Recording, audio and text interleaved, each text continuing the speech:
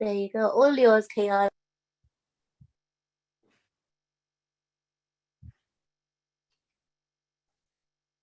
Thank you, everyone. We're always happy to see all of our friends. How great is Imam Zaman that we could be 7 oceans away, half a world away, thousands of miles away, but we are still able to connect with each other, and we are able to share some of this ilm with the friends. Thank you all again for joining us today, and we will continue on our journey. As most of you have been joining us every week, we are working on this series of lecture, Parable and Allegories, Unveiling the Batini Tawil, or Tawilat of various parable of the wise Quran. And this is our part 5. We are at the parable number 6. And here we will talk about a burning tree. But before we go into the detail of the burning tree,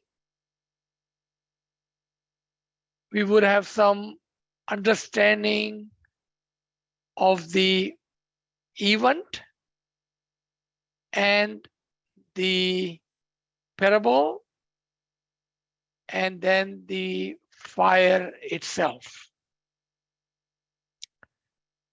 So the story goes, after Hazrat Musa served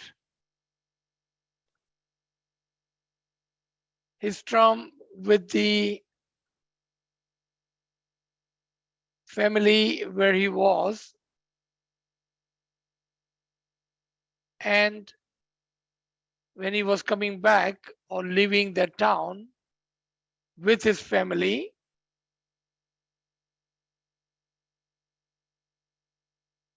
when they came really close to the darkness at the time, nighttime, they needed some light. Now remember, this is just an allegory, a parable, an example. Okay, it's of just a physical story where Allah have hidden the batin and the tawil in it. As all of you know, Quran is not a book of story, but a book of ilm wa hikmat, talim, guidance. So at one place, when they stopped, Musa said to the family that I see a fire a little further away. Let me see if I can go and fetch that fire so we may have some light and we may have some warmth. And the story goes, when he comes close to this place where he had seen the fire, he noticed this fire is not independent fire, but burning inside a tree. Inside a tree. What is our lesson whenever you have something that makes no sense, if it's illogical to our intellect? What does that mean? There is a tawil hidden behind it. Because if there was a burning tree, the tree would have burned down and it would have burned the other trees around it. Because the fire and tree does not see eye to eye. You cannot have a fire and a wood, and it's not possible that it would burn down the tree. Not only that, when he came really close to the tree, a voice comes out of the tree.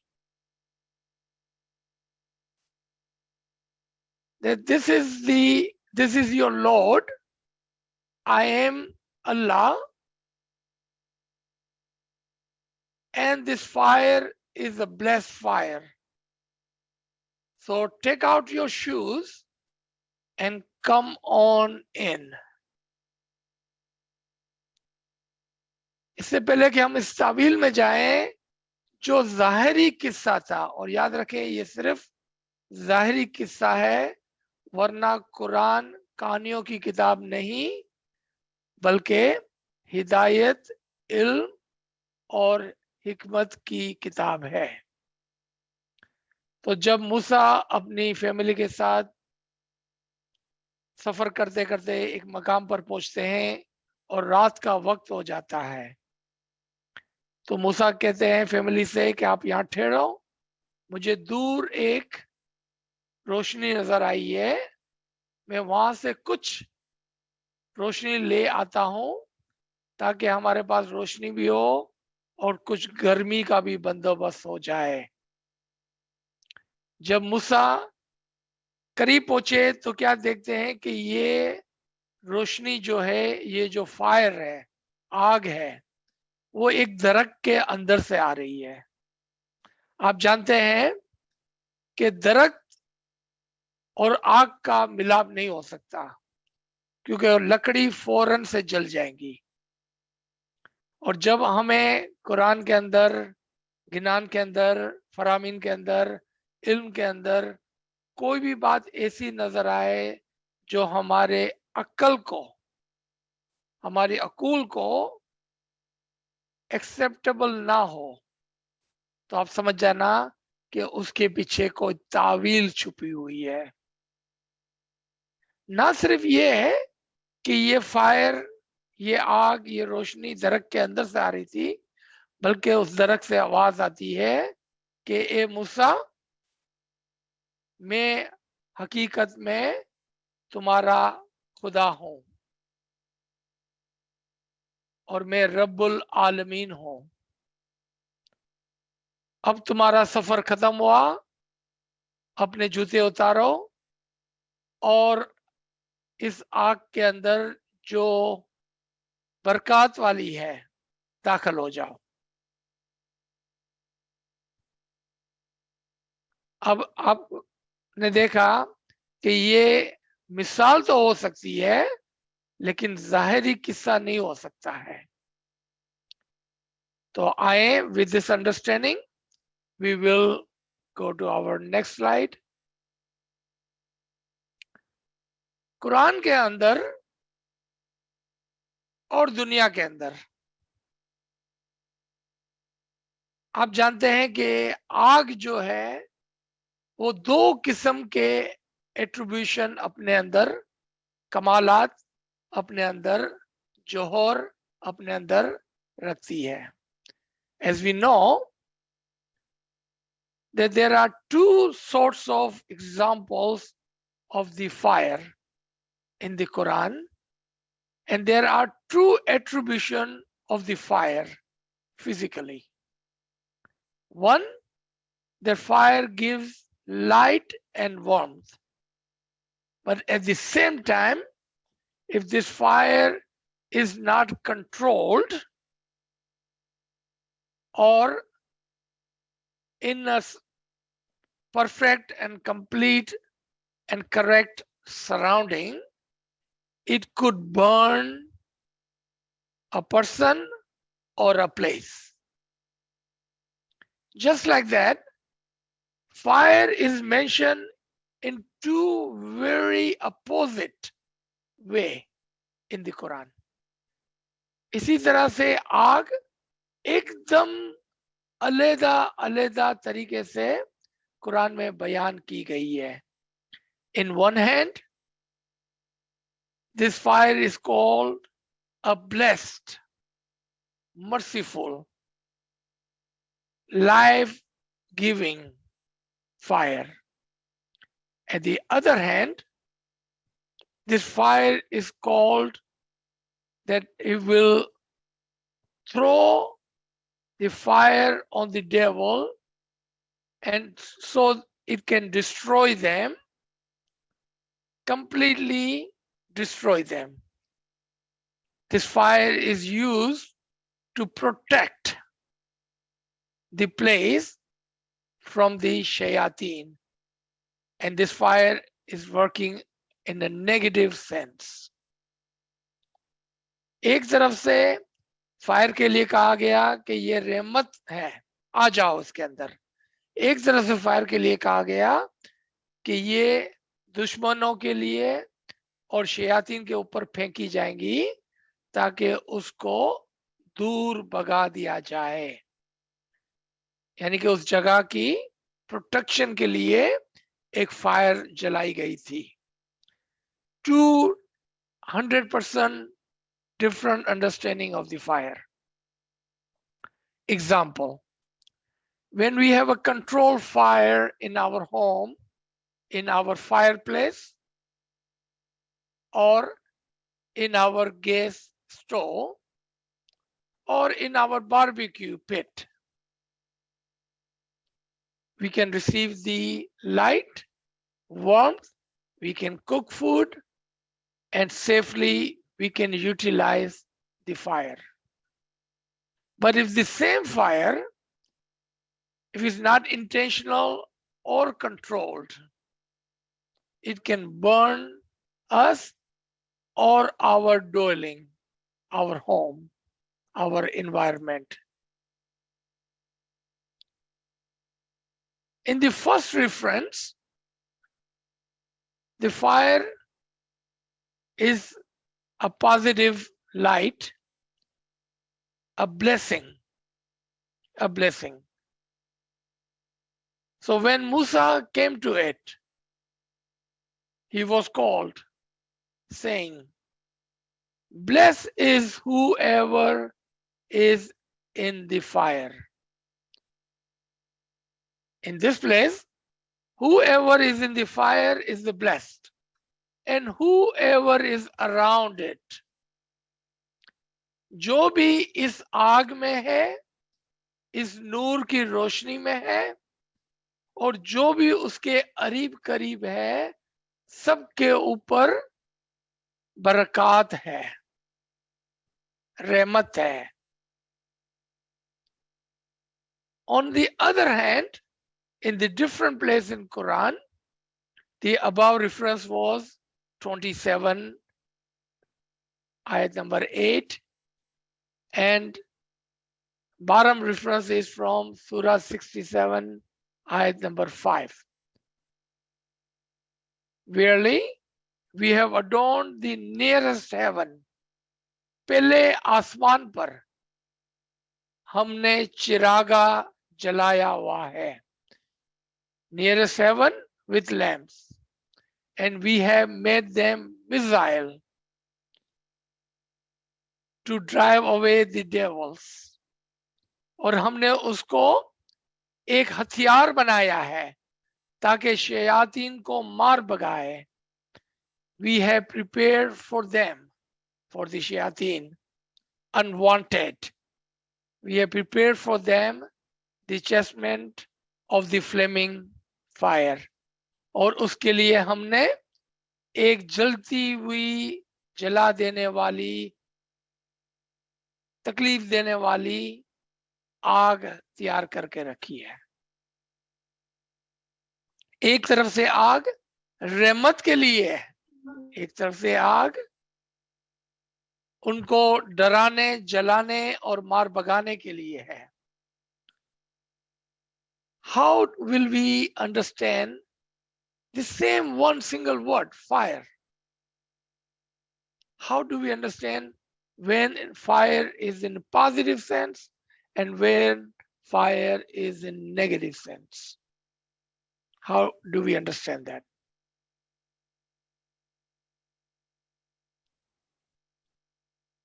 this line. It's a share, a verse. फलक पर तुम न जा सकते, बस उसी का शुक्र करना है कि खुद जुग जुग के आया है समाए समाए इल्मे रूहानी। कि हम इन बातों को, कुरान की तावील को नहीं समझ सकते थे। हम कहाँ जा सकते थे? आसमान पर। इल्म और हिकमत, इल्म और हिदायत, इल्म और तावील के आसमान पर हम कहाँ पहुंच सकते थे? फलक पर तुम ना जा सकते। There was no way that we could have reached to that tawil, the ilm, the guidance, the understanding, the wisdom, the light. We could not reach that. It was not for you to get to the heaven of the ilm and hikmat. How would we ever understand the tawil of such ayat?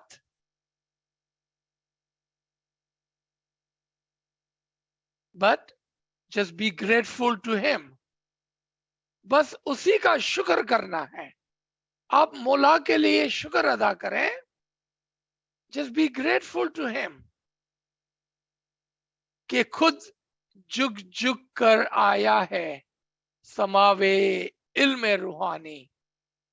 कि वो खुद जुग जुग कर इल्म का आसमान, इल्म की जन्नत, तावील और हिदायत का नूर लेकर हम तक आ गया।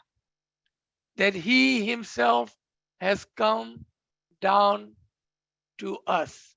We should be grateful to him because it was not for you to get to the heaven and the ilm and the understanding and the tawil of these verses. But look at how grateful he is that he himself has come down to us with heavenly spiritual knowledge. He had brought to us his ilme ruhani, ilme tawil, ilme laduni, ilm wa hidayat, ilm wa hikmat.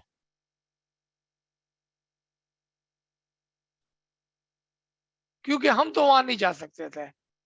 It was not possible for us to understand any of this, as we could not reach to that heaven of ilm wa hikmat. So, someone was asking last week, how is one able to give understanding the ilm and tawil of such difficult subjects where many have failed? The answer is in this verse. Very simple answer in this world. If you can understand Urdu, फलक पर तुम ना जा सकते. It is not for you to get to the heaven. Which heaven? Of the ilm and tawil. बस उसी का शुक्र करना है. So just be grateful to him. कि खुद जुग जुग के आया है. That he himself has come down to us with his समाए ilme ruhani, heavenly spiritual knowledge, ilme ruhani, ilme tawil, ilme laduni. That is the only way possible. Only way possible, otherwise it's not possible. Let's go into the detail of this fire and the understanding and the tawil of these two ayat. First, Quickly, we will read the ayat. When Moses had completed the term and was traveling with his family, he spotted a fire on the side of Mount Tur, Sinai. He said to his family, "Stay here, for I have spotted a fire, a light. Perhaps from there I can bring you some directions or a torch from the fire so you may warm yourself." This was ayat number 29 from surah number 28. Number 30. But when he came to it, when he came to the tree or the bushes, he was called from the tree in the sacred ground to the right side of the valley. "O Moses, it is truly I am Allah, the Lord of the world. Inna Allahu Rabbil Alameen. I am the Allah, the Lord of the world." This was the ayat. Now let's look at what our Dais and Hujjatan, how they have explained. Just like last week, some of the tawilat return in the time, in the place, are really hard to understand. But inshallah, with Imam's help and mercy, we should be able to explain with your prayers. Qazi Noman says, according Hafi, I perceive a nur. What is meant is that Moses feels the nur, the light of the Tawheed, spiritual support within himself. Within himself. This was about his personal world and the journey and spiritual journey, not a physical journey. But look at the hikmat, the wisdom of Allah, how we describe the physical story and hides the spiritual travel and event of Hazrat Musa. And at the end, there may be some questions, and you are welcome to ask. If it's a related question, please keep your question, related question to this subject, so we could finish in our time, because sometimes it does take a while if we run around in different questions. So Qazi Noman is explaining what is meant is that Musa feels the nur, the light of the Tawheed within his personal world. Moses himself at the grade of Rasul, and that is the mountain. So when it says that I see a light, I see a light, let me fetch the light so we may find direction, guidance, and the warmth of the heart. What it meant that Moses at the end, Moses after fulfilling his Isme Azam, he reached to that journey where in that journey he found the light of the Imam, light of the Tawheed.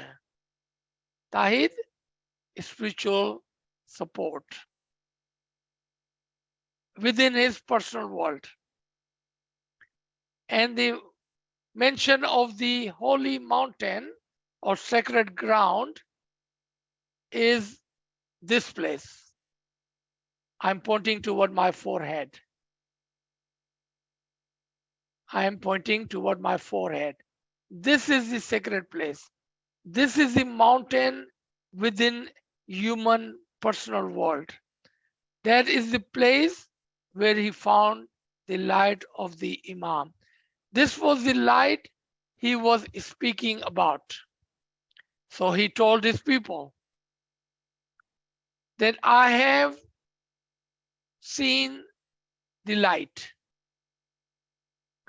I have received the Tawheed. I have received the Ilm al-Laduni. I have received the messages. I have received the commands. So let me fetch that for you. As you cannot reach to that place, let me bring that down to you.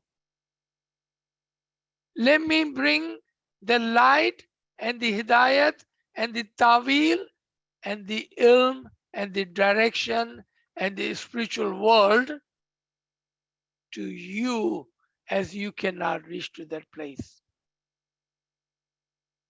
According to Kazil Noman, the story of Moses' encounter with the fire represent his initiation into the office of insider prophethood. Here it shows that what level he has reached, what level he has initiated, how far he had reached to the nur of the Imam. यहाँ पर कुछ उर्दू में समझाने की जरूरत है. Then if you need in Gujarati explanation, let me know. कि जब हजरत मूसा के ये स्टोरी की तावील बयान करते हैं काजी और नौमान, तो क्या फरमाते हैं कि इससे ये मतलब था कि मूसा के आलम शख्सी के अंदर उसको ये नूर नजर आया था, जिसके लिए उन्होंने अपने लोगों को कहा कि मुझे एक नूर, एक नूरानी हिदायत, इल्म और तावील मिली है. मैं आपके लिए वो इल्म, वो नूरानी तावील, वो हिदायत, वो डायरेक्शन, वो रूहानियत लेकर आता हूं. क्योंकि तुम उधर नहीं पहुंच सकते हो तो मैं उसको तुम्हारे तक ले आता हूं.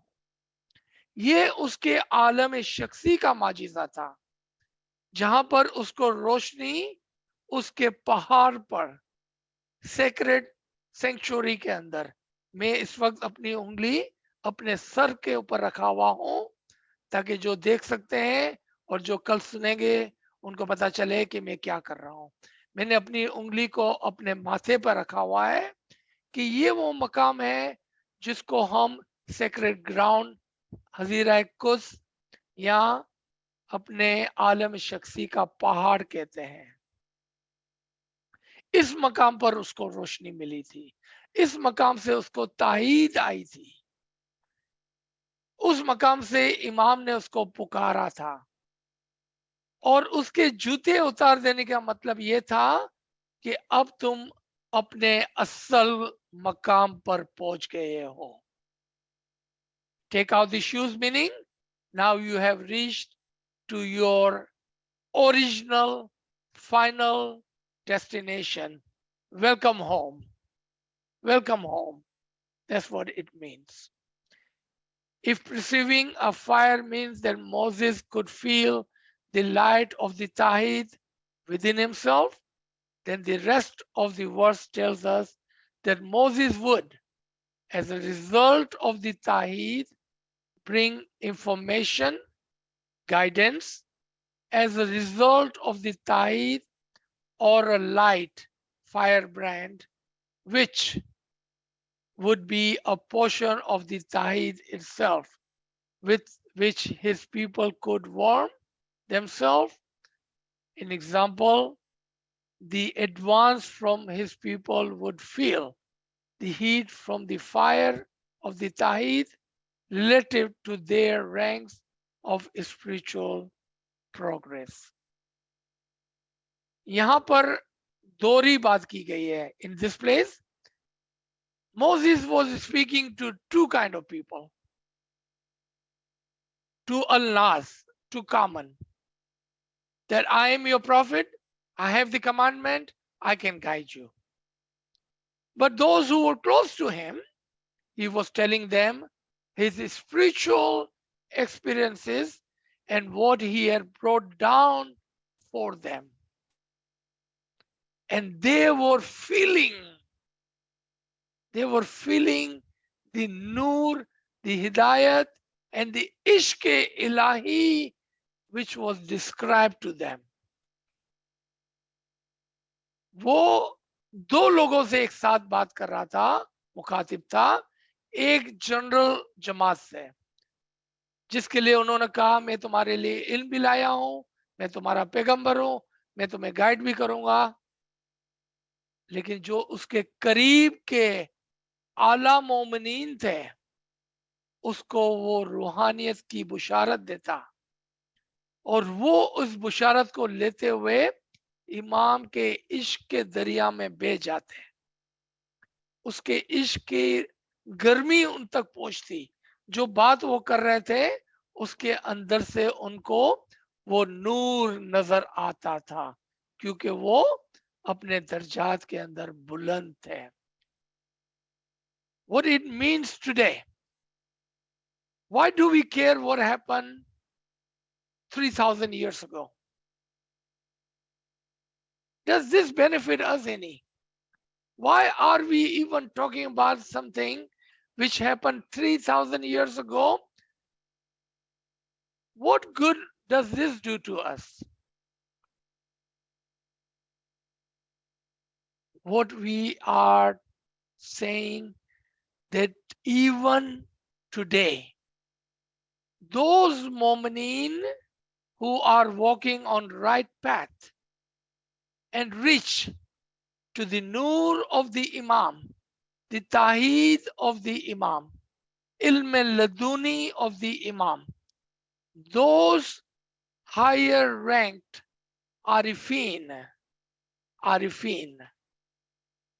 can bring that light, the ilm, the hidayat, the spiritual experiences, the guidance, and the warmth to the Jamaat. If this was not possible today, then there would be two issues with that. If this was not possible today, there will be two issues with us today. Number one, when Imam says, you can be like Pir Sadruddin, you can be like Hazrat Isa, in this case, Hazrat Musa, you can be like angels and you can go above there. Then we have a problem that this farman, Nozbillah, is not correct. अगर ये बात जो आज कर रहे हैं उससे हमें क्या फायदा हो रहा है? ये तो 3000 साल पहले की बात है. हमें उससे क्या फायदा है आज? क्या हमें इससे कोई फायदा या कुछ इल्म या कोई मदद मिल सकती है?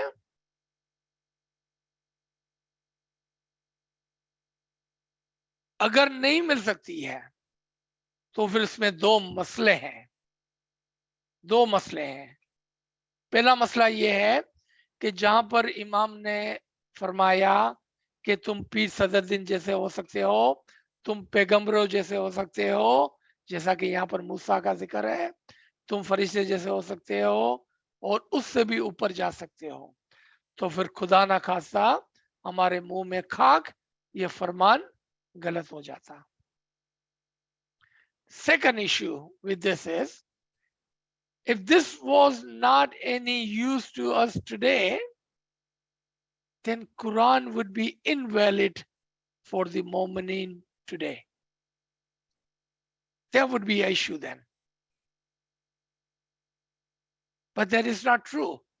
Quran is the guide for every people of every time and every place.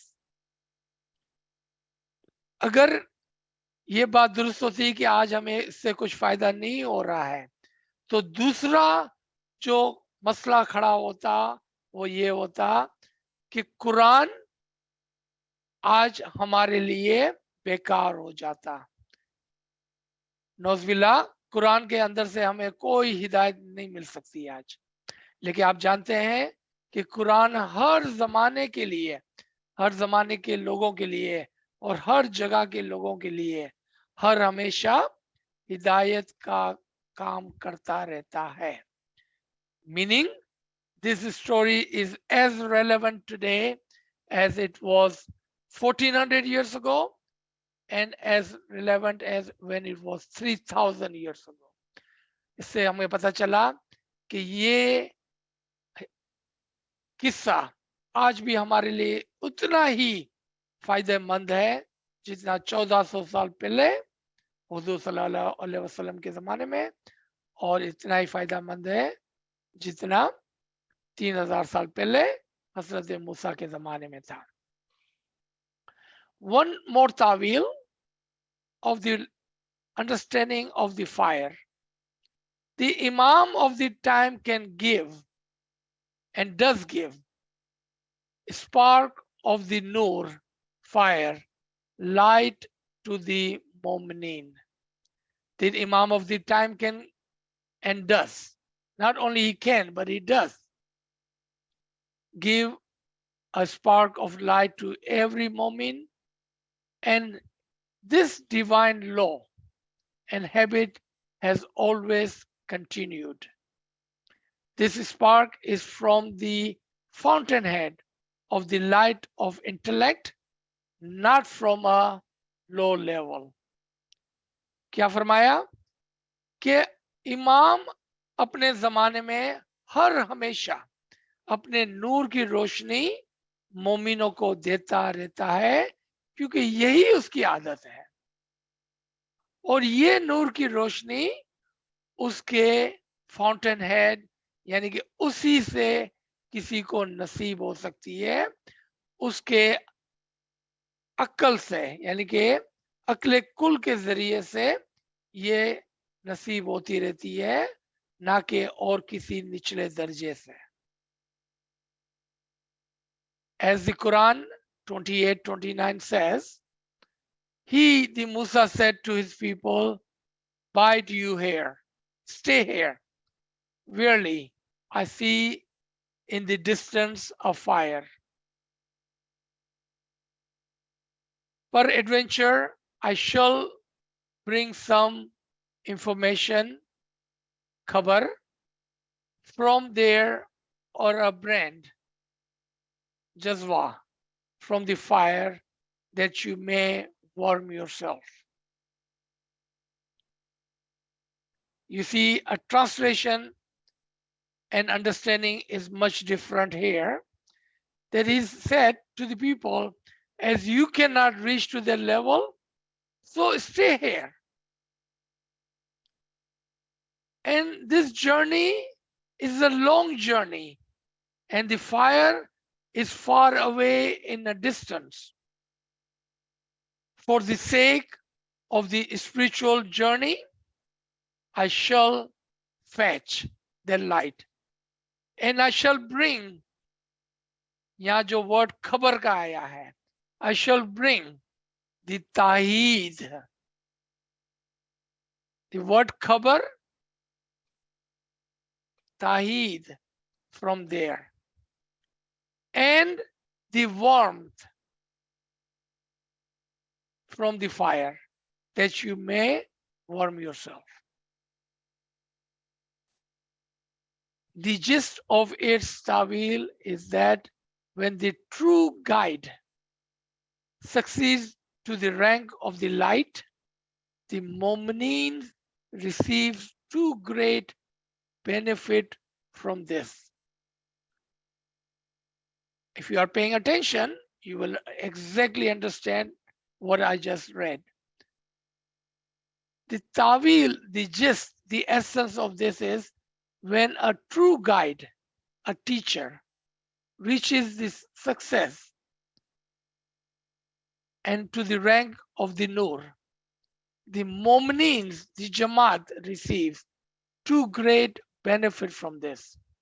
One is khabar, information, tahid, ilm, hikmat, tawil, and jazwa, firebrand, nur, light, roshni, hidayat, rohani, understanding, spiritual understanding, understanding of the batin and understanding of the other side. Khabar means knowledge and guidance, and jazwa means the ilm of the isme azam. And to warm from the fire means to benefit from the isme azam or the supreme name.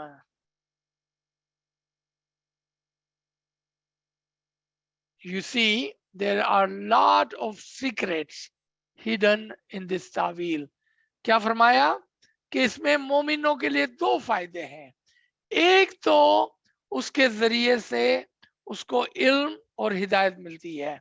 दूसरा, उसको अपनी खुद की तरक्की के लिए इसमें आजम का इल्म मिलता है ताकि वो उसमें कामयाब होकर अपने लिए इस इल्म की रोशनी को हासिल कर ले.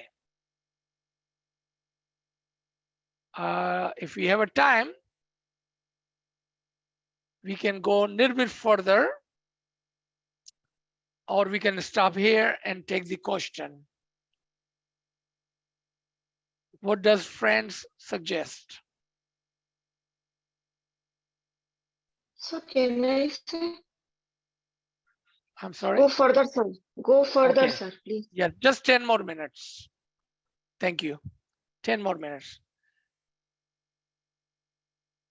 In the Surah 20, which is Surah Taha, ayat number 11 and 13 talks about, but when he approached it, he was called, O Moses, it is I, meaning I am Allah, I am the Lord of the world. So take out your shoes. As you are in the sacred valley of Toa, I have chosen you. So listen to what is revealed. This ayat is so amazing and further explanation of the previous ayat. As I already explained, what it means by take out your shoes, meaning now you have reached home. अब तुम असल में Vasil हो गए हो. अब तुम असल मकाम पर पहुंच गए हो. You have reached to your asal place, home. So no longer need to walk. So journey is over. Take off your shoes. You see, the tawil of taking out your shoes is that you have reached to the asal. So no longer needs to walk. As you are in the sacred valley of Toa, अब तुम यहाँ पर पहुंच गए हो, बमवर गोफा में पहुंच गए हो, असल मकाम पर पहुंच गए हो, हजीरा कुस पर पहुंच गए हो, सेक्रेट सेंचुरी में पहुंच गए हो, अक्कल के मकाम पर पहुंच गए हो. So journey is over. Take out your shoes. Second, I have chosen you. What this tells me and tells us that only few chosen one can reach to the highest level of Miraj. Only few chosen one can reach to the highest level of Miraj. How do we know if you are the chosen one? Until you try. Until you try. Maybe you are the chosen one, but you have never tried. So listen to what is revealed to you. So listen carefully as the Tawheed and the Tawfiq are upon you. Listen to this Ilm Laduni. Take this light, Nur, to your people.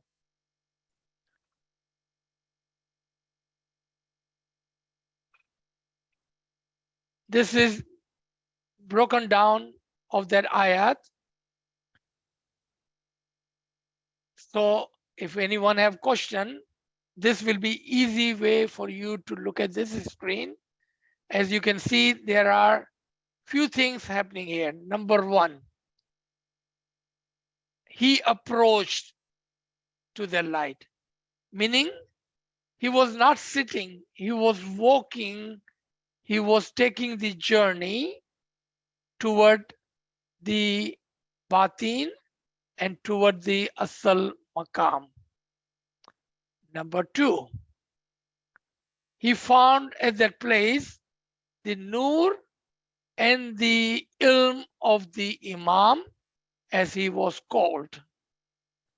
Number three, the nur identified itself, or the nur was introduced by the imam, that truly I am the Lord of the world. Here the word Rabbul Alameen is for the personal world. As per Imam Jafar Sadiq, that we are the Rabbul Alameen mentioned in the Quran. Third point, so take out your shoes. Journey is over.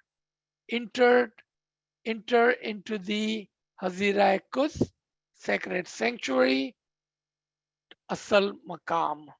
Enter there. Your journey is over. The last one, you have been selected, you have been chosen. So listen now, what is being revealed to you. So you may take the light, ilm, hidayat to your people. So this was the end of our today's session. I'm sure there would be few questions, if not too many, but I'm sure there would be few questions. Absolutely. G. Thank you, Aziz sir. So we can have the question answer, and the chat is open that you can type your questions, or alternatively, you can raise your hand and then I can ask upon you to unmute. Aziz sir, there is a question in the chat. I do see a hand raised as well, but let's start with the chat. There's a question. It's related to Ta'wil, but from the last session. And somebody was wondering if they have the correct understanding of a verse, if you would like to respond to this to see if this is the correct understanding or perhaps there's something else. So it's about 81/3, which mentions the mountains vanish, or the mountain vanishes. Does that mean the prophethood goes and imamat comes? Is that the correct interpretation of this verse? There are at least two interpretation of this, at least two. At the time of the Nabuwat, prophethood, the mountain Akal or the Saibe Akal stood for prophethood. Then the first understanding would be correct. But the second understanding within this verse is that there is a time where your intellect is vanished and the Akle Kul takes over. Personally, I like the second one better. Why? Why do I like the second one better? Because second tawil can happen at the time of Hazrat Adam, can happen at the time of any prophet, can happen at the time of any imam. So this is much broader tawil than the first one, even though they are both correct. But the second one is much closer to us. And remember, ilm, you must bring closer to yourself. G. Thank you. So I will ask upon Meroon and Shiraz to unmute. या याली मदद sir याली मदद. आज का talk में आपने we heard about Mount Sinai, yeah. Now my questions probably may not match, as you said, today's section. So if it doesn't, we can discuss it next time. You see, because I was reading the other surah 95, ayat number 1, in which he also meant he swears by Mount Sinai. Is there any similarity, or was there any importance to Mount Sinai that he swears by the mountain Sinai? Absolutely. If it's not today's subject, we can discuss it next week. No, this is exactly the subject. Okay, sir. Thank you, sir. All right. So first, when do you swear? And who do you swear upon?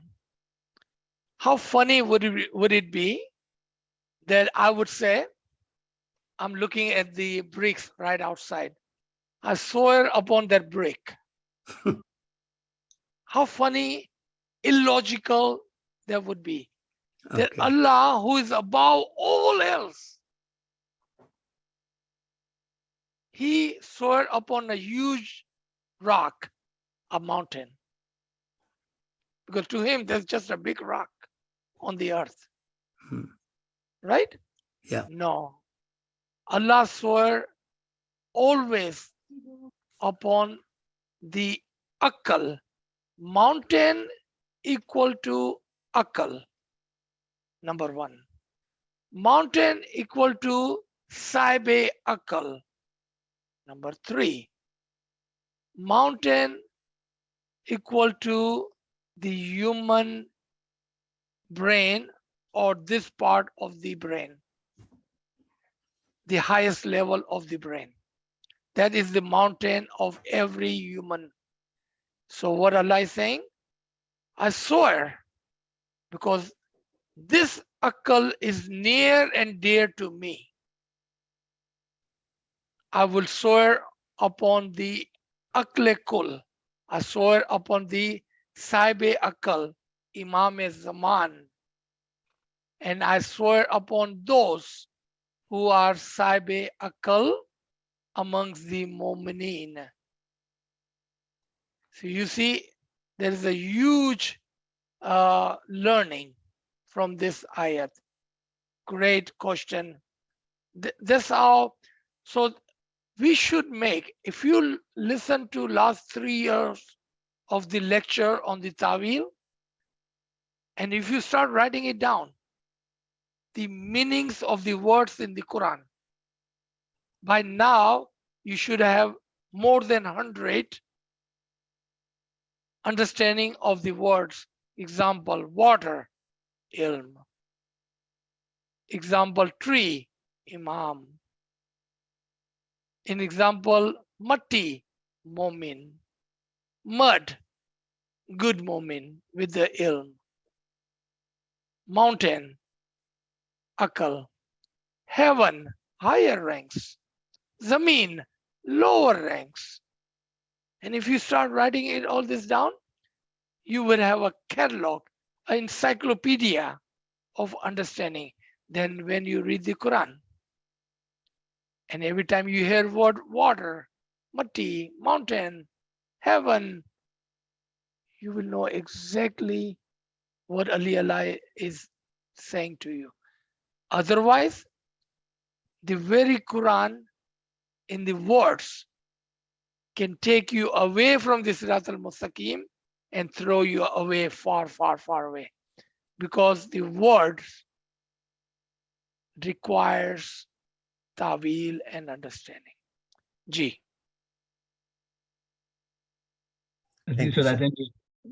Thank That's you. interesting. You mentioned that the very same words that can guide you can also take you far away, because that brings us back to, I believe, your first session in this series about the bauza and the gnat or the mosquito, where the verse says that for those who believed, when they were presented with this example, that they knew that it was the haqq, the truth from the Lord, and those who disbelieved, they questioned, what does Allah mean by this, or why is He bringing up this type of parable, and that they get sent astray, but that Allah only sends astray those who are defiantly disobedient.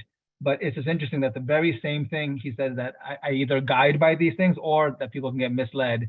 And I think when I understand that, without getting into too much detail, but is that if we want the determining factor is to know, where are we searching for the ta'wil, if we're meant to know this, and are we disobeying that source, or are we putting ourselves in line with that source? So that I think that's a warning in the sense that not to ignore it. We might not all become masters of ta'wil overnight, but like you said, that there is a process.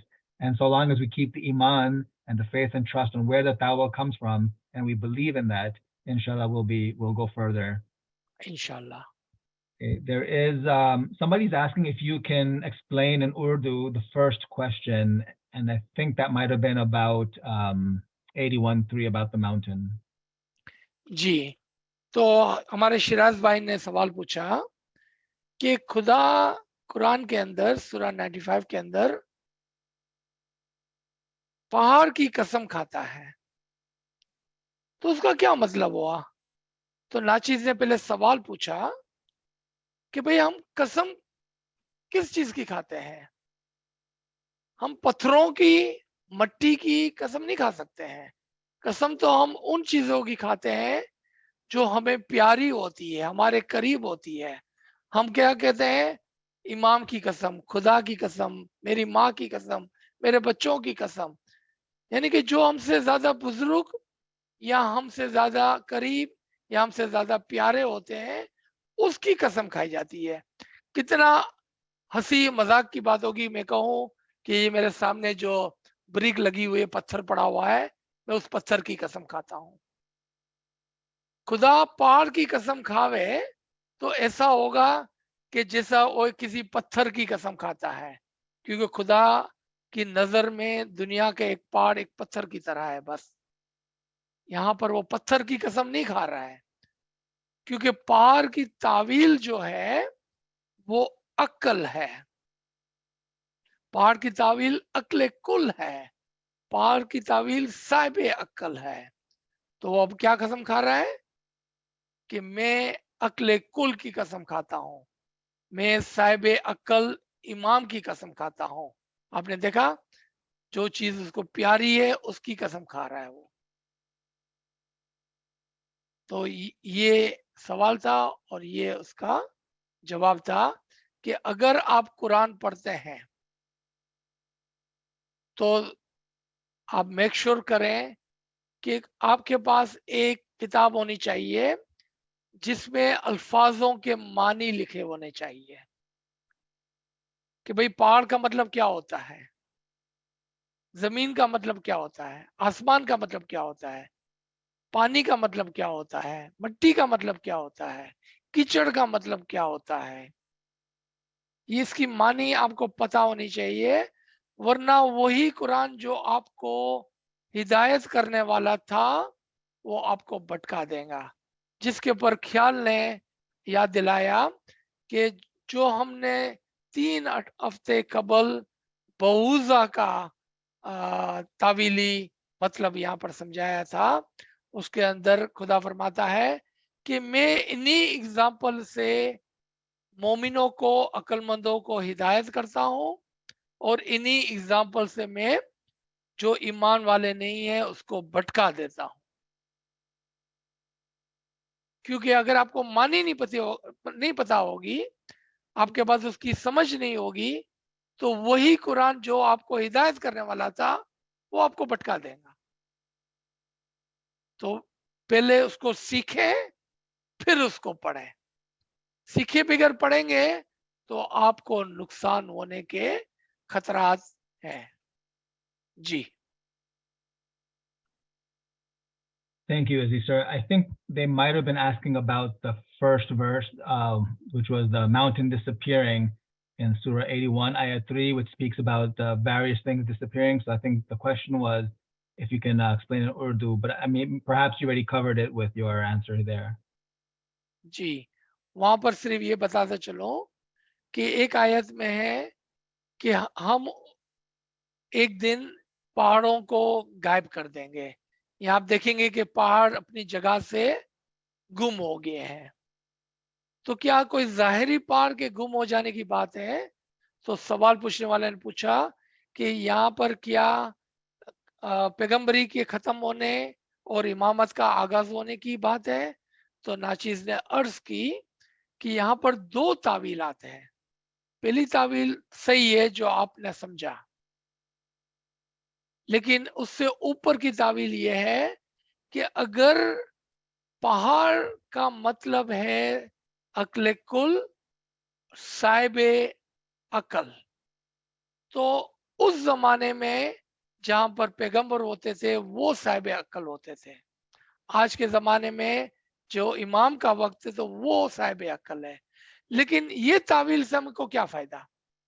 उससे ज्यादा ऊपर की तावील ये है जो ज्यादा मजबूत तावील है और ज्यादा फायदेमंद तावील है कि जब एक मोमिन इबादत और इल्म के जरिए से इमाम के अक्ल के अंदर फना हो जाता है तो उसकी अक्ल का पहाड़ गायब हो जाता है और उसकी जगह इमाम का अक्ल कुल ले लेता है।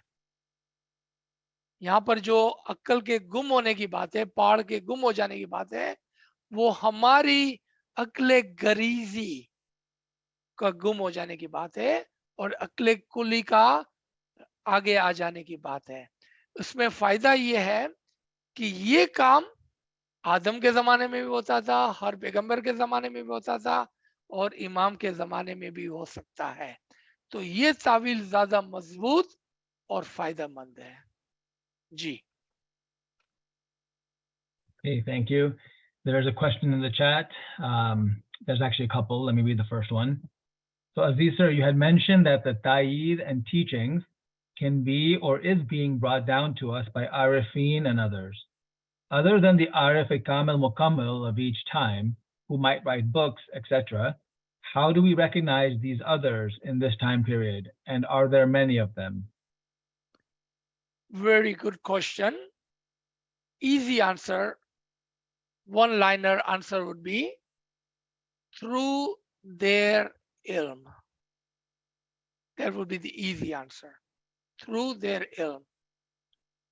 Long answer would be that if you yourself have read the books, have listened to many wise, many lectures, many talks, then you will come to an understanding one day that who is the Sahib ilm and who is not.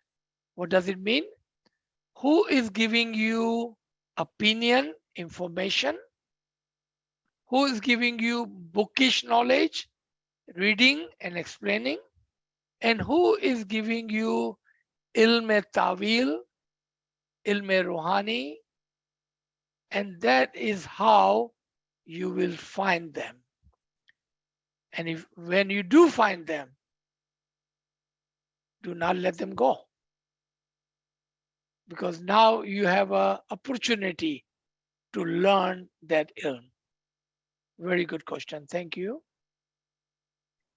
Okay, Aziz sir, the next question is not directly related to the verses that were recited today, but I feel that it's definitely an important question. It's actually two questions.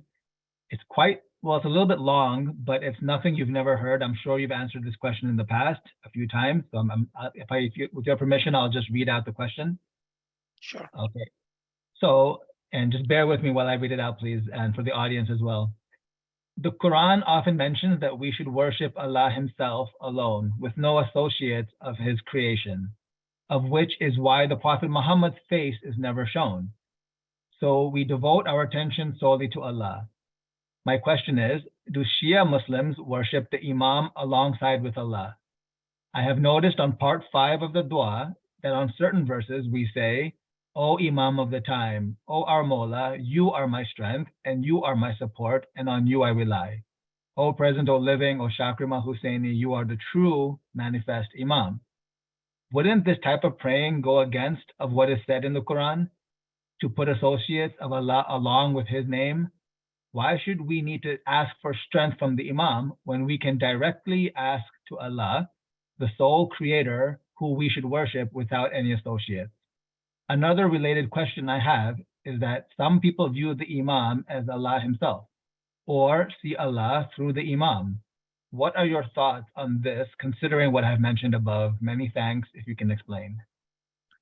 So you are absolutely right, Kayal. This question has been answered, if not more than 100, at least 100 times. But such a detailed question, because he took his time to type all this, how can we say no to that? First of all, I would like you to look at the screen I'm displaying right now. Because you said, can we not directly ask Allah? Why should we ask Imam? So answer is on your screen if you are looking at the screen. Falak par tum na ja sakte. You will not be able to reach to that heaven where you can directly speak to him or ask him. Falak par tum na ja sakte.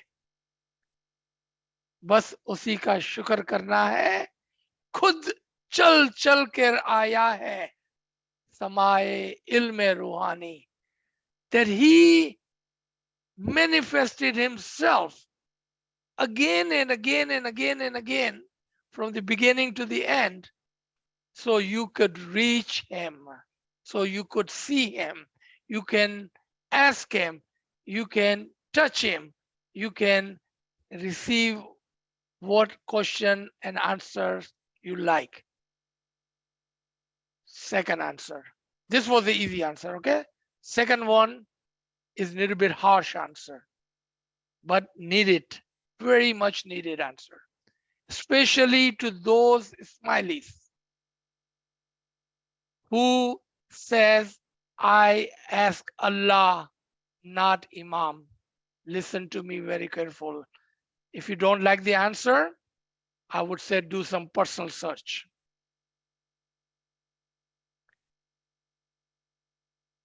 Only person can reach the ilm and the taheed of the Allah's nur are the Imam and the prophets. If you are Imam, and if you are claiming to be Imam, if you are prophet or you are claiming to be prophet, then ask directly, speak to Allah yourself.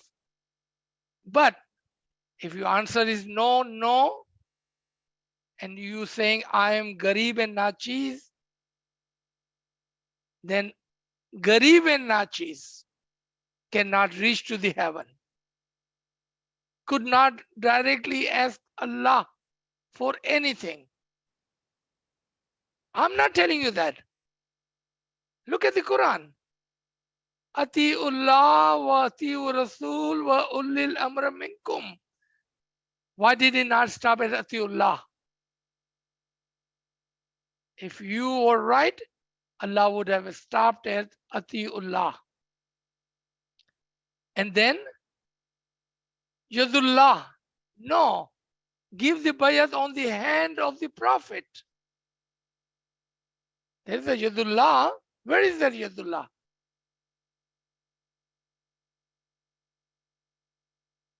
Imam is the Noor-e Mujassam, manifestation Noor of Allah.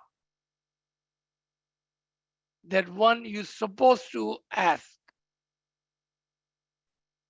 another question within that question for that our understanding of our dua is there we are directly asking Imam and we are only asking Imam. That is the correct way of asking.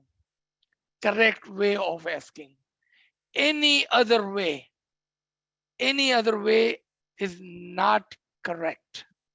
Number 3, you talked about the oneness of Allah. Who told you there are 2 Allah?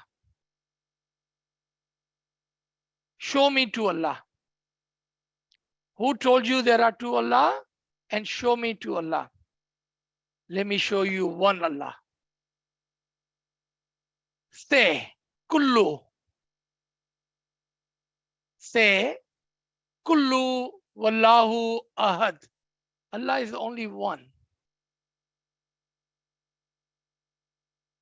And we are asking that one Allah that who has manifested himself, the one Allah who is the Nur, that one Allah who is amongst us, one Allah who is Ulil Amr, one Allah who we call today Imam.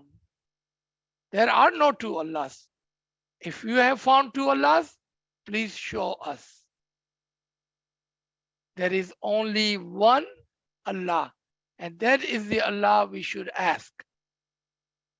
I believe I covered all of the question. There was a lot of question in that one question. G. Yes, thank you. Okay, I don't see any more questions in the chat or any raised hands. Perhaps I can ask a question, or I actually have a question, I have a comment as well. I'll start with the question first. So, in some books that we might read, sometimes there are some books on Sufism, which some are helpful because they come a little bit closer to what the Ismaili beliefs are in certain books. And sometimes you'll often find in these some of these books on Sufism, when it talks about the stories of the prophets, for example, this one where Moses was having a vision, or he perceived a fire and a bush, that these type of events, which sometimes maybe they call them mushahidas, that these events don't necessarily occur in the physical sense where they're seeing any physical tree, but that they're being witnessed through the power of the prophet's imagination, which is the word is khayal there, that it involves their khayal, because whenever there's a theophany, a manifestation at the jali of Allah, it has to occur with the eye of imagination, the eye of the heart, sometimes they might call it. So if that is the case, that they're perceiving it with let's call it a batini sense, for example, the power of khayal, would you say that that is somehow similar to, or what the reason why, or this is coincidence that we have the same terminology when we talk about Baitul Khayal, when we're looking for or we're hoping for to see or perceive or feel the light of the Imam? Is this these 2 interpretations, these are sort of aligning, that we must see the theophany, the tajalli through the power of Khayal? Absolutely. That's why it's called Baitul Khayal. Baitul Khayal has 2 meanings, inner and upper. The Khayal of the Batin and Khayal of the higher. And that is absolutely correct. Yes. Okay, thank you. And then the other one is more of a comment. So, I've been doing some research here and there on some of these verses, and actually this is one of them with 28, 29. And something I found so beautiful and amazing when it comes to like the ta'wil, especially the Ismaili ta'wil in specific, is the verse mentions that Moses saw the fire. And when you look into the Arabic of it, the word for saw in the Arabic is anastu. And I was doing some research, and well, it came up in the research actually. And it said that there's many words that sometimes, Allah can use for the word of seeing something. One word is, for example, is ruya, but here he uses the word anastu. And it seems like such a thing that you wouldn't even pay attention to. But according to the book I found of Ustad Abu Zagwar, that the word anastu, if you know Arabic and the root letters that the word anastu comes from, that many or all of the words that are drawn from these root letters is words that somehow denote the feeling of love or familiarity or adoring somebody or knowing something very intimately. There's many words that are drawn from this root letters, which also happens to be the same word that can be used to say, I see something. And I guess to be familiar, you have to see it. And I found it to be interesting because in the Tawil, it says that, so in this, hidden in this word of I see the fire, I perceive something which is very familiar. I know it, it's intimate, I understand it, I love it, I have devotion towards it. And that is actually why you're able to continue to see it, move closer to that fire, because it's a fire that you will actually love. And when I read all that, and I also found out that the word insan, which I didn't realize, is also based on the same root, which actually makes it even more interesting because it means that it's like that touch of the human where we are familiar with what? We're familiar with other human beings. We have love usually for other humans. And this, I think, speaks to not only the question you mentioned earlier of why we should have a familiarity, because how can one address or come close to something they have no conception of? And you know, the very basic principle of Shia Islam is walaya, which means devotion to the wali, to the Mawla, to the Imam. So I found it fascinating that all of these things are hidden in a simple word like anastu, I saw the fire. And I think that speaks to, we can determine where the true ta'wil comes when we find material like this that brings us, opens our mind and brings us so close to the Imam in ways we never could have imagined. So I just wanted to share about that. So to that, add one single English word, within.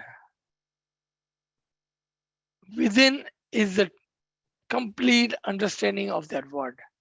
Whatever you want, it is within you. So if you want to see something, it's within you. If you want to find something, it's within you. If you wanted to have the nur, is within you. If you want ilm, is within you. Within you, same word for insan. A complete insan, meaning everything is within the insan. G. Okay, there is a question about the mountain, I guess in general. So somebody's asking about when the light of Allah made mountains into pieces. Can you explain what that signifies? So what was the tawil of mountain? Akal, correct? So when you would have the nur of the Imam, your akal will be shattered, meaning dung re jana. Dung re jana. Your akal, everything that you thought of using your akle garizi, it would be completely shattered because it would be something completely other than whatever you had initially thought of it. That is the meaning of the shatter of the mountain in the story of Musa, that if your akal can take my light, then you will be able to see my light. Meaning, initially, the light must be understood by your intellect. And if intellect can take it, then you will be able to see it. That is the tawil of that shattering of the mountain in the story of Moses. G. Okay, here's an interesting question, which I think is probably important because it determines or helps us understand how to approach the Quran, or why do we approach the Quran, and what are the correct sources of knowledge for an Ismaili, or should we even be reading the Quran? So the question is, isn't the danger of reading the Quran is that it has been constructed by the Sunni Muslims, whereas all the revelation is in the manifest Imam? All right. So how about we refer this question to the Farman of the Imam? Because it just sounds like, because I don't know who you are and what you are referring to, but it sounds like that you do not like to read Quran because you don't think that Quran is for us, as though it was not written or translated by us. Let's look at Imam's Farman, okay? Because Imam is our guide. Farmans are our guide. First Sultan Muhammad Shah Farman.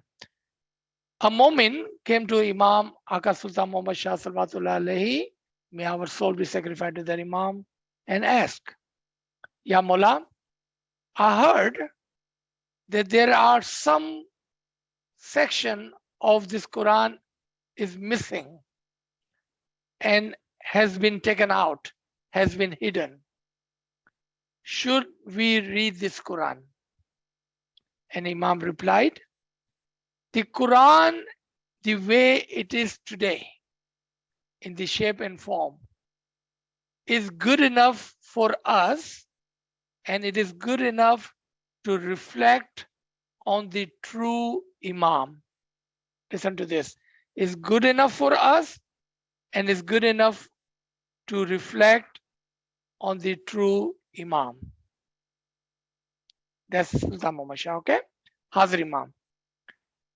Someone was asking us a few years back that how come Ismailis or Imam does not enforce too much on the, emphasize too much on the Quran. And I think those are just made up stories by those who do not like to read Quran. Otherwise, if we reflect on the Farman again, because our guidance should come from the Imam, not for what you think or what I think. It doesn't matter. What Imam says matter. Hazir Imam, within his 65 year of Imamat, and by 3,000, 4,000 Faramin, over 100 times that we counted. After that, we stopped counting because someone was challenging us that Imam have never told us to read Quran. So we start counting how many times Imam has mentioned the Quran in his Faramin. When we reached 200, we stopped. Over 100 times, Imam has guided us through the Faramin on the different ayat, surahs, words, concepts, the clarification of the Quran in his Faramin. In his lectures, speeches, I would say just about every single one of his speech, every single speech, you will find Quran's reference. If Quran is not for us, then who is Quran for? Matter of fact, Imam says that what is written is for all, that include us, but the batin of the Quran, the essence of the Quran, the guidance of the Quran, the nur of the Quran, the understanding of the Quran is for our Jamaat. Then who is this Quran for? Last answer. Who told you this Quran was written by a Sunni? Translation are done by Christians, Jewish, Hindus probably, Muslims, Sunnis, and Shias. And if you like to do translate, who's stopping you? Who's stopping you from translating the Quran? They have worked hard. We should give them a credit that they translated Quran in the language that you and I could understand, as we could not understand the Arabic. But the Tawil and the understanding, again, let Imam's Farman be our guide. What does Imam says? You learn the Quran from those who have the ilm of the Quran within our Jamaat. I think this is more answer than I think you were looking for. G. Yeah, I have a feeling that's because the question used the word danger. Isn't the danger of reading the Quran? And I think that's the point that you're speaking to here, is that it can only be a danger when we're reading it I would say, with an uninformed reading, or what the Imam also says, that without, studying and understanding the Quran from the perspective of Ismaili Tariqa or from our teachers and our tawil, the meaning that's for our Jamaat. If we pick it up blindly, there could be some danger of not understanding, but that's in everything in life. We should do things with knowledge and with open eyes. I think the person trying to respond to the same, if you'd like, it might be a little bit of a debate. Let's see. So the person responded to you saying that, yes, the Imam says you learn the Quran, but he doesn't say that you should read the Quran. I don't understand exactly, but maybe he means that, he or she means that we should study it, but don't read it like as a matter of ibadat perhaps, or an act of ibadat. I don't understand exactly what that means. Maybe you understand? Nope. No? Okay. Well, you have to read it if you're going to study it, right? Right. Right. But I like your point that you should not read the Quran if you do not understand what is Quran all about and understand those concepts. So again, let me tell you this Farman, because Imam is our guide. Learn the Quran from those who understand the Quran within our Jamaat. So reading is one thing, understanding is another thing. So if you don't understand the Quran or anything, if you want to read something on internet, you could take it just completely differently than what it was meant to be, and you can, harm yourself. Just like that, if you don't understand the Quran, if you are just reading it for the sake of reading, and then you're going to come back to the understanding of it, then find those teachers who understand Quran. They will not teach you Quran line by line. I can tell you that right now. Teachers will not teach you Quran line by line. They will teach you the principle of the Quran. So you may go back and understand the Quran. That's what Imam is doing. Imam does not sit and do the translation or interpretation of the Quran, but he gives you the guidance to learn, understand, and then teach the Quran to the other within the Jamaat. Ji. Okay, so I don't see any more questions or any hands raised. I think we have like 4 minutes until we normally like to close. That will be like an hour and a half that we've had the session. So if there's any burning questions, any last questions somebody would like to type in or raise their hand, they're free to do so. Otherwise, we might just start closing the session. Should we let them unmute for a second? See if anyone has any direct question they don't want to type? Sure, yeah. I mean, now it's unmuted, so if somebody wants to unmute, they can go ahead. अगर आपका कोई सवाल है तो unmute कर दिया है. आपको पूछना है तो आप पूछ सकते हैं. Yali Madrasa. One at a time, please. Oh, sorry. Go ahead. Go ahead. Okay, thank you. Sir है ना, आपने वो जो आयत के लास्ट में इंग्लिश में ना 4 पॉइंट्स बोले थे कि फर्स्ट अप्रोच के, तो वो थोड़ा उर्दू में एक बार आप रिवाइज कर दो ना सर प्लीज. जी, ये यहाँ पर आपके सामने है सूरह ताहा आयत नंबर 11 से 13. तो यहाँ पर 4 नुकात है. सबसे पहले कि उसने अप्रोच किया, यानी कि वो वहां तक पहुंचा. कोई किस जगह पर किस तरह पहुंच सकता है अगर उसको उसका पता ही ना हो तो. Friends, unmute does not mean everybody unmute. Unmute means only if you want to ask question, unmute. Thank you. अच्छा, तो मूसा ने वो लाइट की तरफ गया उसको लेने के लिए. पहला नुक्ता ये था कि किसी को पता होना चाहिए कि फला जगह पर नूर है ताकि वो वहां पर जावे. जिस तरह से हम बैतुल ख्याल का इसमें आजम लेने के लिए क्यों जाते हैं, क्योंकि हमको पता है कि इमाम से हमको इसमें आजम भी मिलेगा और नूर भी मिलेगा. ठीक है, ये पहला नुक्ता था कि मूसा ने रोशनी की तरफ अप्रोच किया, उसकी तरफ बढ़ा.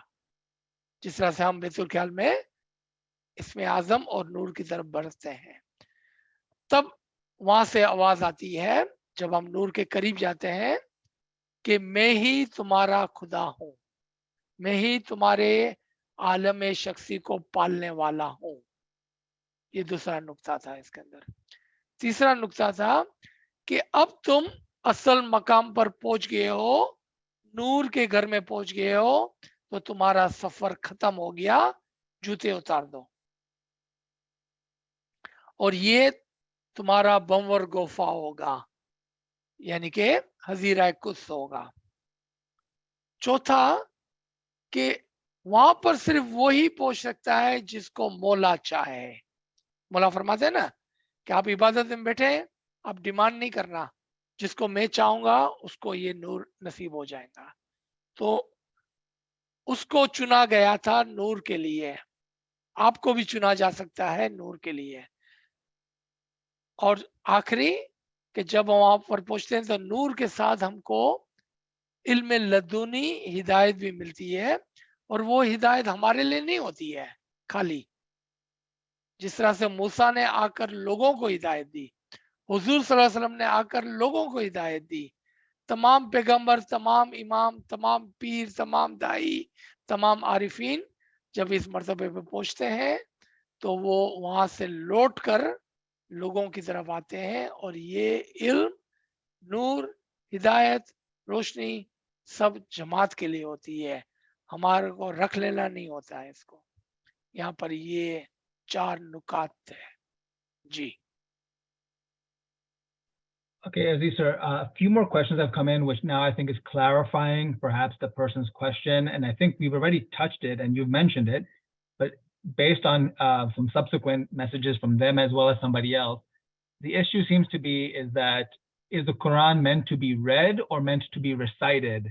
And alongside that is, I think the person's, based on their subsequent questioning, is that we're not supposed to read the book of Quran, how you mentioned, just for the sake of reading, picking it up and just going from line by line, but rather that the understanding should be recited, and what is the meaning of being recited. And I think here is the idea that in certain ways of understanding Ismailism is that yes, when we, like you mentioned, how the Quran teachers will not give you line by line. The more important thing is to understand different parts of the Quran. So when we say recited, it implies that there's a student or there's a listener and there's someone who's reciting. So that way the student can learn from the one who knows, in the sense that they're teaching you, you're absorbing what they're telling you rather than just sitting by yourself. Of course, it doesn't mean to say we cannot pick, once we start to learn, we can read, but the emphasis should be learning and reading from a guided way. And that's the idea of receiving a recitation from somebody who's guiding us, understanding how we can read. Perhaps you can say more on that just to make the point very clear, because that's what they were questioning, is that we're not supposed to read it, but either recite it or that someone recites it to you. What do you think about that? The only part I do not like in this question is we are not supposed to. That word is incorrect word. We should not use that word.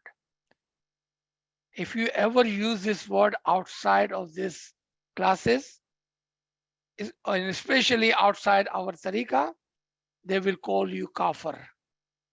So be careful, choose your word very, very carefully. Be careful in your, using of the vocabulary. So let me correct that. If we choose to read, we could read. But just reading page to page, word to word, would not do you any good unless you have a teacher to teach you the ilm of the Quran. Quran is read with the meaning and the principal keys, and that is the only way to read and understand Quran. Otherwise, Quran in its zahir, without knowing and understanding the key principles, can misguide you. It's not that it is Quran's fault. It is not that the words are incorrect. but because you are not understanding what is written, today's session and previous 4 sessions are the proof that Quran can only be understood with its ta'wil. And that is how you're supposed to read and study the Quran. G. Thank you very much. And I think I appreciate that you bring in that to the attention, that the words matter, because the effect it can have can be an effect that we're not intending to have. And you're right, certain words, if we say they can sound very harsh unnecessarily, and the point is then lost. So thank you. That's a very good reminder of how we speak about what we're doing and what we're supposed to do. Okay, so I know we're over time a little bit, but now that we're getting some questions on specific matters of ta'wil of different verses. So I don't know if you want to answer them now, or do we just add that to the list of this ever-growing series of ta'wil of Quran? So if those are ta'wil of a word, we can Yes. leave it for the series of the lectures. If they are just generic, like something like Shiraz Bhai had asked earlier, then we can take that question. Okay, I'll just tell you them and you can decide. But one is about that the Paygham Yusuf was swallowed by the fish. What does that signify? And then I saw there's another one. I have to find it here, but I think there was one more. So that's one of them for sure, about being swallowed by a fish. What would be the understanding of that? Who was swallowed by the fish? Yunus, sorry. Oh, Yusuf, Yunus. yeah. Yunus. Yes. Yeah. So that is a great chapter, and we should take that as a chapter. But Okay. the fish, remember, par means akal, water means ilm, fish resemblance is the nafs. Great fish meaning nafse kulli. For today, write it down. Fish means nafs. Great fish means nafse kulli. G. Okay, and there's one more about Imam Sultan Muhammad Shah mentions in one of his firmans that Musa was feeling proud when he was teaching people, thinking he has much knowledge. He was asked to meet Khizr, who was found in the bottom of the ocean. Please explain why Khizr was at the bottom of the ocean. What does water means? See, this all has to do with the ta'wil, right? What does water mean? Ilm. Right, so he was at the bottom of the ocean means with what? He was deep in the knowledge. For today, this can be another journey. Matter of fact, if I'm not mistaken, we have a recorded lecture on the journey of the Musa. We have a recorded lecture of that somewhere. G. That's interesting. Yeah, sir actually, एक question पूछना है मुझे, पूछो sir. जी, ख्याल की इजाजत हो तो आप पूछ लें. ख्याल sir, can I? Sure. I was just going to comment, Aziz, so when you said deep, he's deep in the ocean. It reminded me of being deeply rooted in knowledge, the rasikun, which means rasikun for ilm, deeply rooted. So that was just the point. Okay, Gulzar, please go ahead. Sir आपने है ना समझाने के time पे बोला कि chosen one, फिर आपने बोला कि शायद हो सकता कि आप भी चूजन वन हो, but you have to try for it, then you will know it, ऐसा कुछ आप बोले, तो इसका मतलब समझाओ ना सर. जी, ट्राई यहाँ पर लिखा हुआ है ना कि जब वो वहां पर पहुंचा तो कहा गया कि मैंने तुम्हें चुन लिया है. अगर कोई वहां तक पहुंचता ही नहीं है तो कैसा वो चोजन होगा? हमारी बहुत सारा मतलब आदत होती है ना कि भाई ये बैतुल ख्याल और इबादत और ये तो सिर्फ पीर पैगंबर ही कर सकते हैं, हम नहीं कर सकते हैं. ये हमारी नॉर्मल आदत होती है. ये आदत खराब आदत है. हम कोशिश करेंगे तो हम वहां पहुंचेंगे ना. जब हम वहां पहुंचेंगे तो मौला अपनी मर्जी से, अपनी रहमत से हमको भी चुनेंगे, हमको भी पिक करेंगे और क्या बोलेंगे?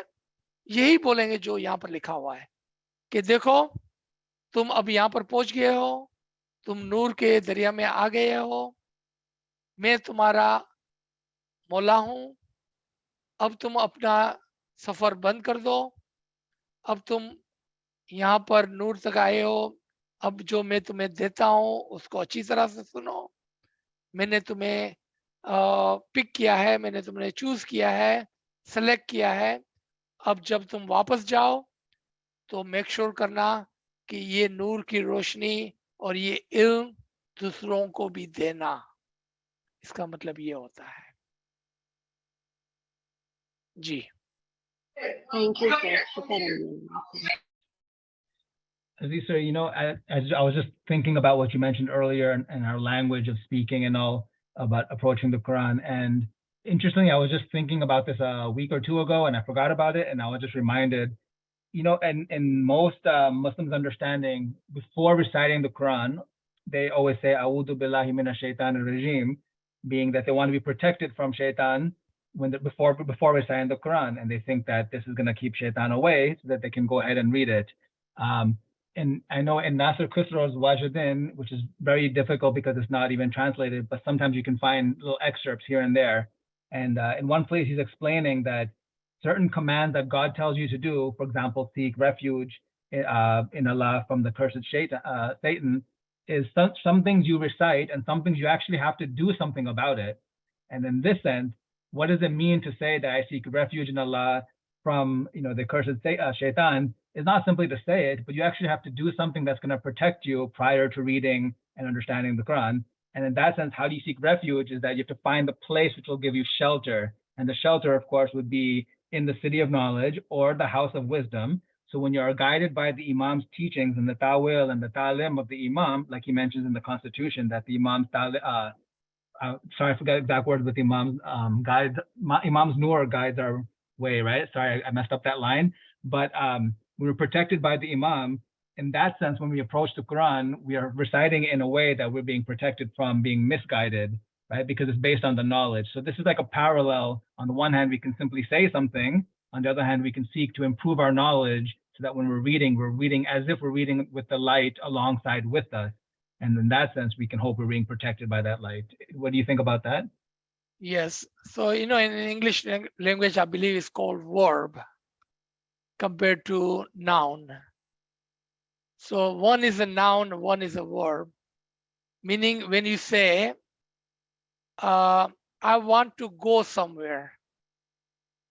Doesn't matter how much you say, I want to go somewhere, you're never going to get there until you do what? You get up and start walking. I'm thirsty. I wanted to drink water. You have to get up, reach out, and get the water. Just like that, A'udhu billahi minash shaitani rajim means protect me from the whisper of shaitan. So what you have to do is a verb. You must close your ears and eyes from this shaitani regime, so he does not whisper into your ears and into your heart, which sometimes can come from your eyes. And this is not only for the Quran, but whenever you wanted to do something good, you can use this because it's an action more than a saying. It's more of the action.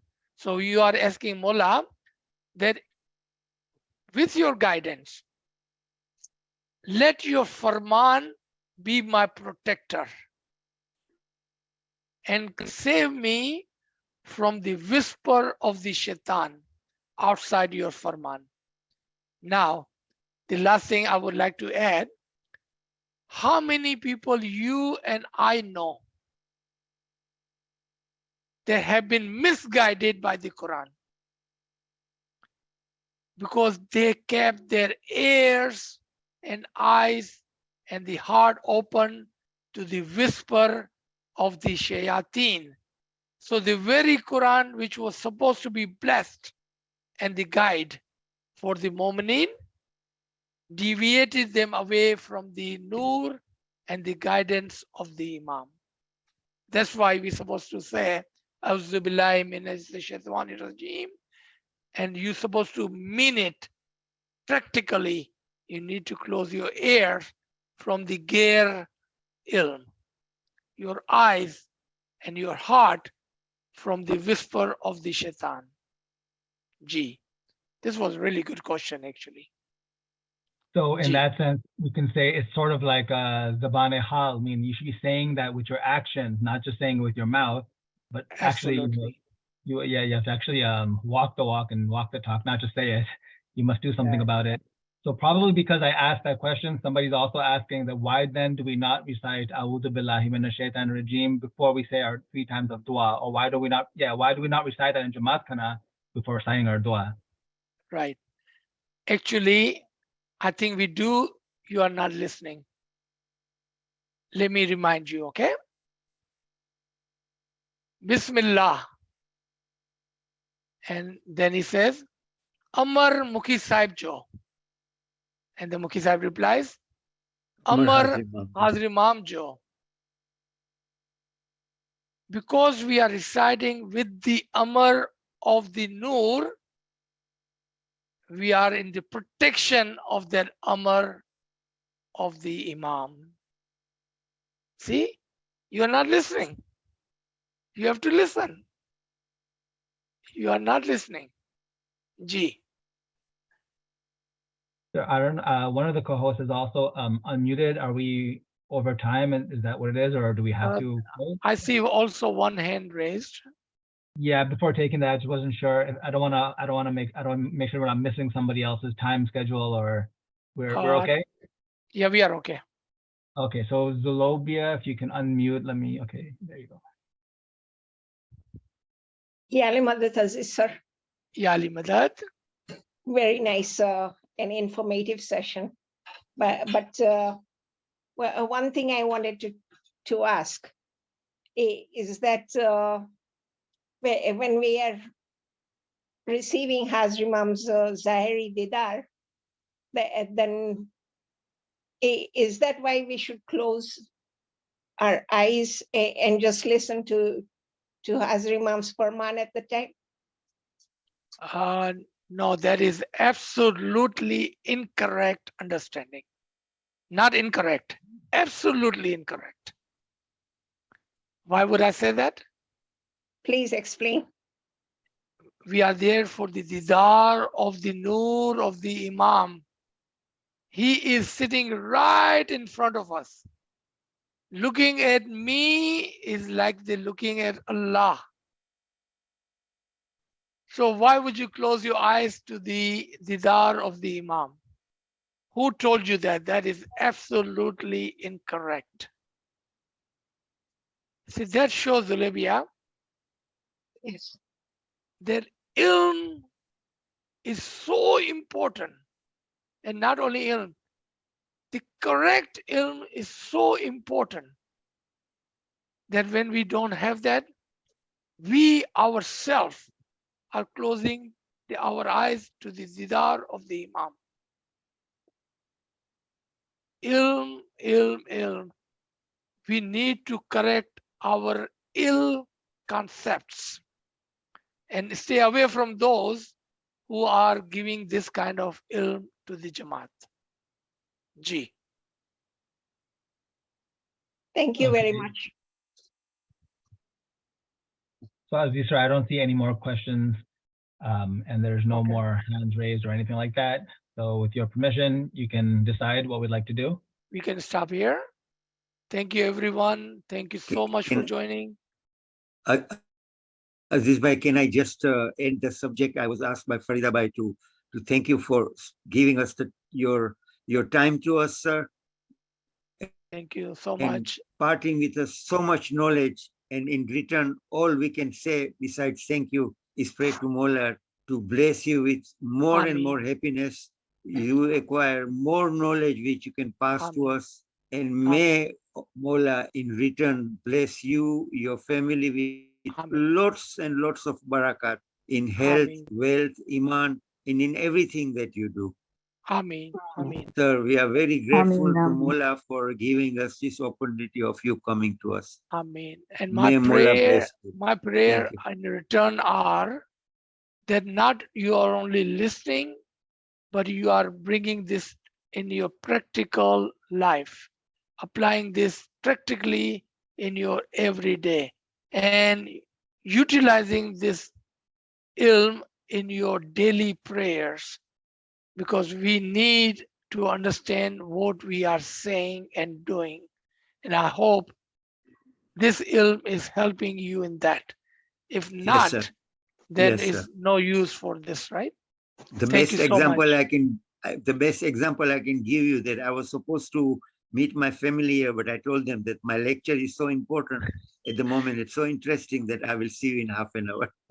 Shukar Alhamdulillah, Shukar Thank you, Mullah. sir. Thank you, And sir. plus, tell them it's too late. You need to sleep to get up early in the morning. Okay. Yali Madad, sir. Yali Madad, Yali everybody. Yali Inshallah, Madad, we'll see thank you. you so much. Yali Madad, sir. Thank you Yali very much. Madad. Yali And thank you, Madad. Khayal. lecture. Yali Madad. बहुत बहुत शुक्रिया